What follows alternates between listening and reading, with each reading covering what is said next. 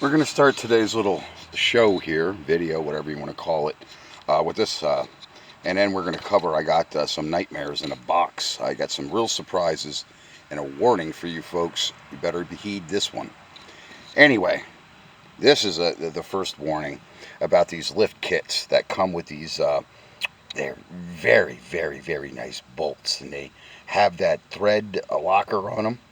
So when you go put those cheap Chinese lift kits on a bed, like on a truck like that, see, there's the evidence. Okay, the factory bolts are bad enough, you got to heat them up, but these are not coming out of there. So to save this man money and me aggravation, I'm not going to knock his balls out of the box. I have Schmitty is like a god to me. We are not real close. We've been all business ever since we know each other. I wished I could do something nice for the guy, but I really don't know too much about his personal life. I don't even know if he drinks beer. I just don't know. And a lot of times he does look haggard. He probably works like me. He probably works harder on the weekends than he does all day, at work. But that's going to get cut out of there, and I'm going to show you with the fabrication shop. Because China is getting awful right now, and that's what this video is about. And I'm going to introduce you to this product from Wool Wax, and I'm going to show you the areas where I'm going to use this product. It's called Hard On, stops rust, and from what I hear, it's a very appealing product because I use RP 342 in these areas after they're coated. These are the areas that you can't really get to where that goddamn tank is there. It's in your way. These trucks are a real nightmare. But the steel is still better than anything they make today. And then like this center support, I don't know if you can, it's very shadowy. It's the fall season here. You got some holes down in there. We're going to fix it. I did put some prime. This is primer, this red stuff, where we had some bare steel and then I scuffed it. But let me tell you about the nightmare in the box, because we had a couple of them. See that? You see Dorman?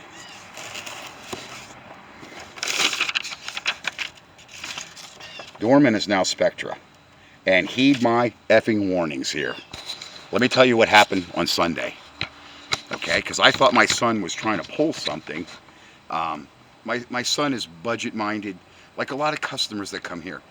And, you don't mean to go, this is bad, but this was awful, this truck. The tank was almost through, and it was only 2.5 years old, Dorman. Well, now the tanks don't even come painted, or you have to really have somebody in an auto parts store that knows what they're doing to get maybe an anodized tank or a powder-coated tank, and beware, Summit's selling that 25-gallon tank. I don't know what they want for the 34, but they're selling that tank for a little over $200 with the shipping and all the bells and whistles. Here's what happened. Okay, now remember, Dorman is now Spectra. My son gets a gas tank, and the first thing that catches my eye is that newspaper thin Chinese cardboard box. And he has a diff cover. Bare effing steel. No zinc, no bromate primer, nothing. No anodization. It's just cheap steel. And the fuel tank was a greased fucking pig in a box. It was all full of cosmoline. You know what, Spectra, Dorman? You come and put that grease pig in my fucking truck. I get dirty enough. Okay? Oh, you wipe it down and you can paint it. And what the fuck are you selling me for $100? And I want to tell you something about those tanks. When they get that cheap Chinese cold rolled steel, it's not the same as our cold rolled steel. And due to their energy consciousness over in China and Asia, a lot of times those stamp mills, when they do have to make really rounded corners, the steel has to be heated for the machine to be able to crimp it. Okay, or especially if they're making a crimp together, and they want to hermetically weld that, say like with a spot weld. Okay, they use like what brake cleaner would be, or MEK, like methyl ethyl ketylene and stuff like that. They flash the metal with that to heat the metal. So it takes that maybe 275 to 355 degrees, okay, because of the temperature that their factories get inside over there. It's almost inhuman to begin with. But that type of process, they flash and hit those heating elements with that chemical but it brings impurities into the steel, and that's why this Chinese shit rots right out when you get it, because a lot of people don't really know how they form, because we have drop forges. There's a lot of different steel forming processes, but the cheap stuff that they're making for us, these cute fenders, in other words, my friend just got a fender. It didn't even have the black bromated primer on it. It came just bare steel in the box, and it was like that fuel tank. It was already rusted.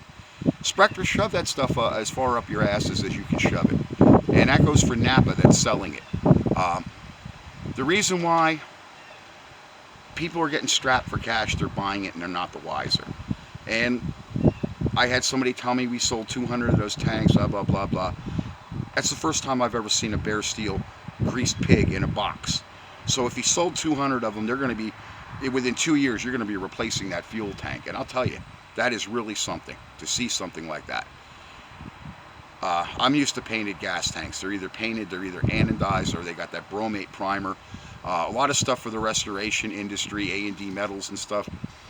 It ain't much better. I mean, a lot of it's still foreign-made steel, even if they stamp the panels and make stuff here. I don't particularly like all the smoke and mirrors that's going on, but Napa should just stop selling it. Just make the stuff unavailable, and then the other products would sell. The bad thing is, those guys catch on to people like me saying, hey, don't buy that stuff, so then up go their prices. So this is the way this game's going to work. But don't buy those Spectra parts. None of them. Rear end covers, tank covers. This ain't too bad. This got a bromated primer on.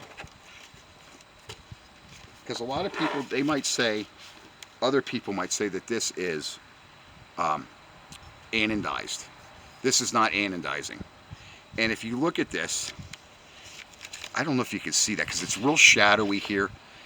This already has rust coming right through the primer. This is brand new in the box, and it's got rust coming right through the effing primer. I mean, how cheap and sleazy can you get?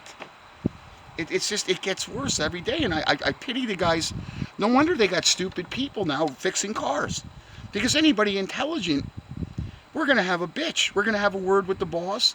Then the boss gets all mad at me because I'm like, well, I'm the guy that put it in the car, and a lot of times the customer sees you. You're the guy that's working on that car. They get it back, something fails right away, you're the asshole. And not the boss that told you to put that part in there. So heed my words, folks. That's what my video. I'm going to illustrate the uses of some of these wool wax products. And I don't know if you guys caught my video on descaling.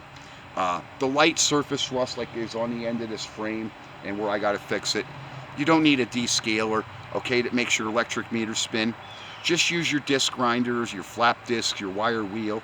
Because my son was a little confused as to how to use the tools. I brought them all out, and he just starts going animal with the descaler. And I said, you don't have to do that here. I mean, I do see guys doing that, but a flap disc does a much more, flap disc and those metal discs, the wire wheels, they do a much better job than even at that descaler. Especially, there's areas, what I use that descaler for is those areas that you can't get into, and you want to get that scale out of there. Our shop prankster. This guy is whatever goes boom, bang, crash in the night, or ow, that's this guy. He's part Japanese lynx. And he's got one sense of humor for a fat cat. That cat, him and that orange cat, they're driving me out of my mind. I'm surprised Orange Cat's not trying to catch this video, but I think he's out the back with the raccoon. I found the evidence of my raccoon took my my ribs. I love ribs. I make ribs all the time. And boy, he tore into the bones this morning, and he left the evidence right underneath where I'm working on the truck. Isn't he a thoughtful raccoon? All right, I will show you, okay, how I go about the wool wax processes. Thanks. And remember what I said about Dorman? It's even cheaper and sleazier than it was before. Thanks.